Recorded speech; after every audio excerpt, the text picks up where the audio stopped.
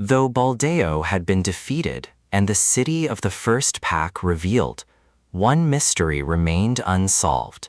Locker 17. Project Red Flower. Among Hugo Strange's papers, those names still appeared again and again. A week later, Mowgli, Mother Wolf, and Batman returned to Gotham Harbor. Rain fell across the docks. Pier 39 stood quiet beneath gray clouds. Locker 17 waited in a row of rusted storage units. Batman examined the lock. Recently used. With a click, the door opened.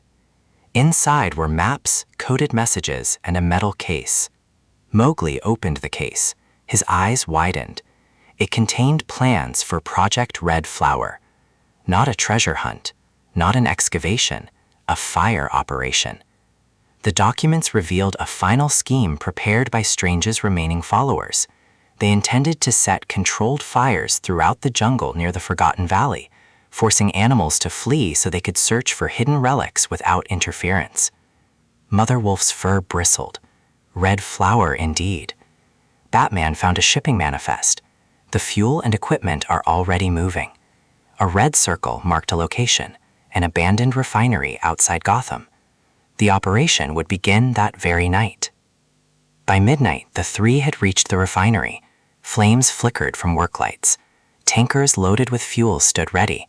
Workers hurried between crates marked with Strange's false bat symbol. The leader raised a radio. At dawn, the jungle burns. Not if the pack could stop it. Mowgli crouched atop a storage tank. Mother Wolf stalked silently among the shadows. Batman studied the refinery below. One strike could end Project Red Flower forever. Mowgli nodded toward the maze of pipes and fuel tanks. We'll draw their eyes. Batman vanished into the darkness without another word. Mother Wolf slipped between stacks of crates, silent as drifting mist. Mowgli climbed a tower overlooking the refinery. Then he gave a loud jungle call. It echoed across the yard. Workers spun around. What was that? A second cry answered from another direction as Mother Wolf knocked over a row of empty barrels. Clang, clang, clang. The guards rushed toward the noise. Check the west side. No, the tanks. The refinery erupted into confusion. Meanwhile, Batman moved through the facility's heart. He reached the pumping controls and examined the network of valves feeding the fuel tankers. One by one, he disabled them. Emergency shutoff, pressure release, transfer lock. The screens flashed red. Fuel flow interrupted. Alarms began to sound. The operation ground to a halt. The leader of Project Red Flower cursed and ran toward the control station. Get the pumps running. But Batman was already there. He stepped from the shadows. Project Red Flower is over.